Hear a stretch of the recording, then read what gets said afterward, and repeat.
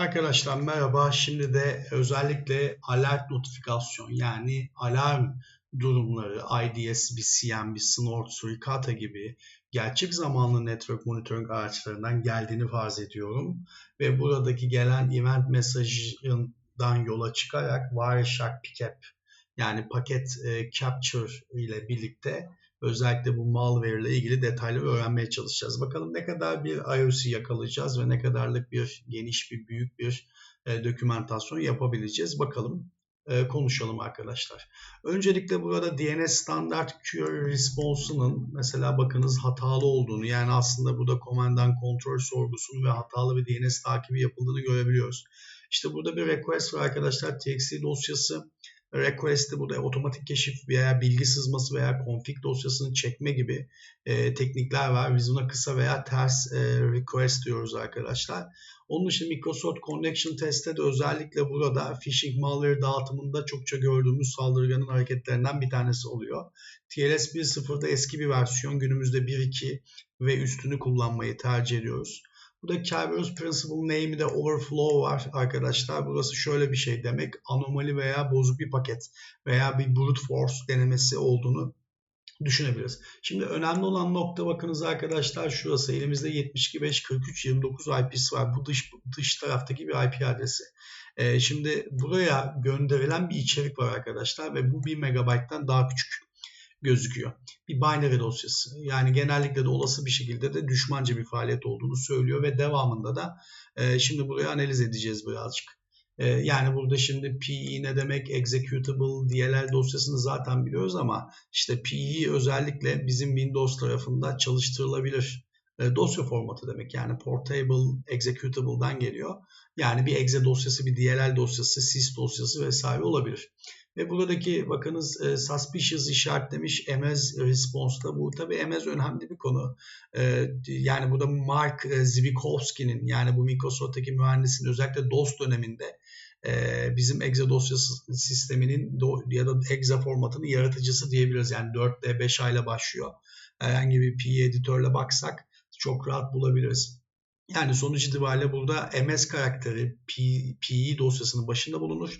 Devamında da PE header gelir. PE header'ın içerisinde de özellikle bu bir loader'dır Windows tarafında ve dosya tipi executable mı, DLL mi, işte exe dosyası mı, DLL mi, CPU mimarisi x64, x86 mı, işte burada program hangi adresten başlayacak, işte buradaki section tablosu ne, zaman damgası gibi bilgiler bulur arkadaşlar. Burası detay, bu konu için çok önemli değil.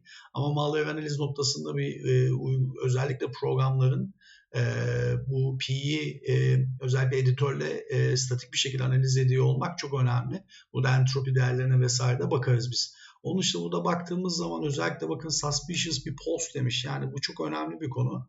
Özellikle bir sahte bir browser başlığı kullanmış demek ki. Yani düzensiz bir şekilde post istekleri göndermiş. Bu da bizim için önemsediğimiz davranış şekillerinden bir tanesi. Şimdi ben elimde Wireshark full paket var. Yani elimde toplam 18.189 satırlık bir trafik var. Önce NetBIOS name'ine bakacağım arkadaşlar. NBNS yazıyorum NetBIOS name'ine. Şöyle bir NetBIOS name'ine baktığımızda tabii ben açıkçası bazı neler kullandım arkadaşlar. Preference noktasında field'ler kullandım. Bunlar çok kıymetli. Hemen onlardan bahsedeyim. Bakınız Edit Preferences bizim için çok kıymetliydi Wireshark analizinde. Column noktasına bakın NetBIOS name'i hızlı bir şekilde alayım diye, görelim diye yeni bir tipte yeni bir title yarattım. Yeni bir sütun yarattım. HTTP host'u aynı şekilde request URL'yi hızlı bir şekilde görelim diye. LDAP şimdi birazdan kullanacağız. Kerberos Canonical Name String'ini, request'in HTTP'deki metodunu ve tabii ki bizim daha önceki videolarda da gösterdiğimiz gibi SNI dediğimiz Server Name indikatör noktasını önemsiyoruz. Biz bunları daha önce yaptığım için tekrar burada göstermiyorum. Zaman kaybı olmasın diye. Burada Windows Host Name'ler var. Yani baktığımızda bu infodan şey yapabiliriz. Yani 20 ile bitiyor. Bakınız 10 ile bitiyor. 0 ile bitiyor. Değil mi? Burada desktop'larımız var. Mesela bunu net bir şekilde çıkartabiliyoruz. Onun dışında ben burada Kerberos Canonical Name String kullanacağım. Yani aslında yapmaya çalıştım. Şimdi anlayacaksınız. Burada da gene bir tane yeni bir column yarattım. Burada Kerberos Canonical Name göstermiştim demin. Bu ne işe yarıyor? Bakınız çok pratik bir şeydir bu. Şöyle geriye çekelim. Evet, harika. Mesela burada baktığımızda biz neyi görüyoruz arkadaşlar? Kullanıcı hesapların isimlerini görüyoruz. Bakınız desktop'la başlıyor ve işte Pulsar ile devam ediyor. Bakınız bunlar nedir? Account'lar, kullanıcı account'u. O zaman bu Pulsar'ı indikatör olarak yazabiliriz ve bu büyük ihtimalle mağdur zaten hesabı ve sonu 133 ile bitiyor. Yani Pulsar mağdur, victim ve onun IP'sini mutlaka not almamız gerekiyor. Bunu da öğrenmiş olduk. Onun dışında tam olarak adını öğrenmek istiyorum ben bu mağdurun. O zaman şöyle bir sorgu yapacağım. LDAP'te attribute'lar var biliyorsunuz. Bunlarda given name'i çıkartmam lazım. Orada da yapmış olduğum LDAP tarafında preference'da yapmış olduğum, eklemiş olduğum field'ı mutlaka burada kullanacağım. Bakınız ve bunun gerçek isminin Pierre Cellucciari olduğunu ve kullanıcıların altında olduğunu, domain controller'ın adını ve DC'yi görüyoruz. lafontaineable.org diye. Bu da çok önemli bir konu. Mağdurun adını ve soyadını arkadaşlar öğrenmiş olduk. Şimdi burada önemli olan nokta bakınız. Şimdi benim export obje'de HTTP tarafında ben anladığım kadarıyla indikatörlerden bakınız şöyle bir hostname üstünden ve şu IP üstünden bir problem olduğunu görüyorum. Yani burada bir açıkçası bir zip arşivi gibi bir dosyanın indirilmeye çalışıldığı, yani gönderilmeye çalışıldığı ve bunun da arşivinin şurası olduğunu anlıyorum. Çünkü burada baktığımızda bütün HTTP trafiğinde text HTML var burada. Yani o zaman şurası benim için şu IP çok kritik. Bu IP çok önemli olarak arkadaşlar işaretliyorum. Şimdi daha sonra benim gene daha önceki videolarda kullandığım sorgulardan bir tanesi. Yani ortamdaki aslında bakınız bir HTTP request'lerin hepsini çıkar veya handshake sürecini çıkart. Ve SSTP haricindekileri dök. Neden SSTP? SSTP burada Simple Service Discovery Protocol. Çok gerekli bir protokol değil. Burada kalabalık yapmasın diye ortaya koyuyoruz. Gene aynı şekilde bakınız burada ben host'u özellikle kota ile başlayan bakın host adresini not alın demiştim IP'si ile birlikte. Zaten bakın IP'si çıktı.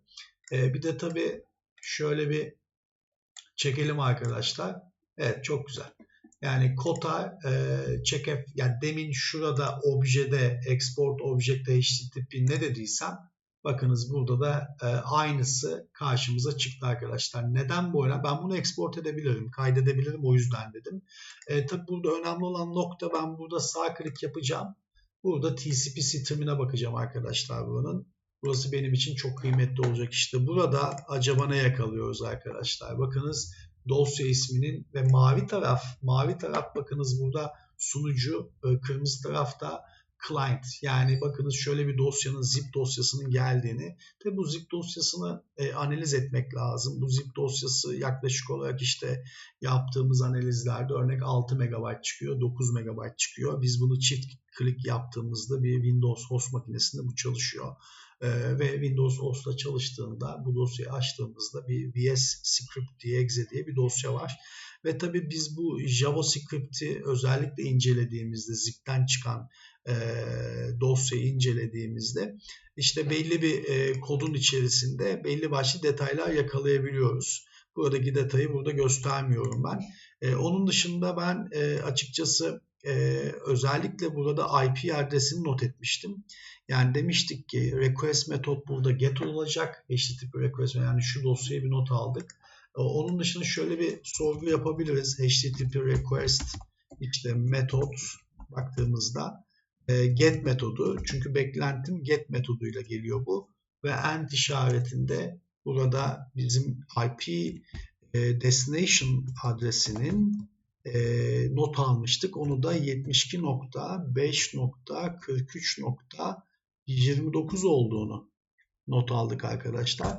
Ve bunu enter'lıyorum. Şimdi enter'ladığım zaman burada detaylı bir şekilde baktığımda gene şöyle birazcık daha açalım. Burada eksik bir şey olmasın. Burada TCP stream olarak tekrar bakabiliriz. Bakınız TCP stream olarak tekrar bakabiliriz. Burada ne görüyoruz? Bakınız bu program DOS'ta çalışamaz diyor. Yani şimdi bunu şöyle yorumlamak lazım. Çok önemli bir nokta arkadaşlar. Daha önce bahsetmiştik. Emez ne demekti? Burada exe dosyasının ilk 2 byte'ını oluşuyordu. Yani oluşturuyordu. DOS döneminden kalma bir magic number diyorduk biz buna. Mark Zbykovski'nin özellikle DOS tarafından özellikle bizim için MS-DOS'un geliştiricilerinden biriydi aynı zamanda. Onun baş harflerini kullanıyorduk. Tabii yürütülebilir dosya olduğunu gösteriyordu. Çok güzel. Ama this program cannot be running DOS mode dediği şey, yani bu p-header'ın içine gömülü bir eski bir metindir arkadaşlar. Yani burada özellikle HTTP yanıtında yani dosyanın içerisinde sunucudan gelen yanıtta JavaScript dosyası içerisinde bu satırı görüyorsak, yani biz diyoruz ki uzak bir sunucuda özellikle bir exe dosyası gönderiyor. Yani uzak bir sunucu bize exe dosyası göndermiş ve IDS, IPS bunu MS response olarak uyarı üretmiş. Yani demin göstermiş olduğum özellikle bakın şurada konuşmuştuk, MS ile ilgili uyarı üretmiş. Veya işte exe download gibi uyarılar üretebilir. Ama normal bir web sayfalarında bu karakterler içermez arkadaşlar. Yani biz burada HTML gibi görünmesine rağmen gerçekte bir binary malware taşınıyor yorumu çıkartabiliyoruz. Tabii devamında buradaki özellikle ne yapacağız? Gene statik analizlere devam edeceğiz. Özellikle register'daki değişiklikleri analiz edeceğiz ve malware'ın özellikle burada neler yaptığını detaylı anlamak için. Ama Wireshark tarafında söyleyeceklerim bu kadar. Gördüğünüz üzere Wireshark tarafında biz detaylı analizler çok rahat bir şekilde yapabiliyoruz arkadaşlar. Teşekkürler.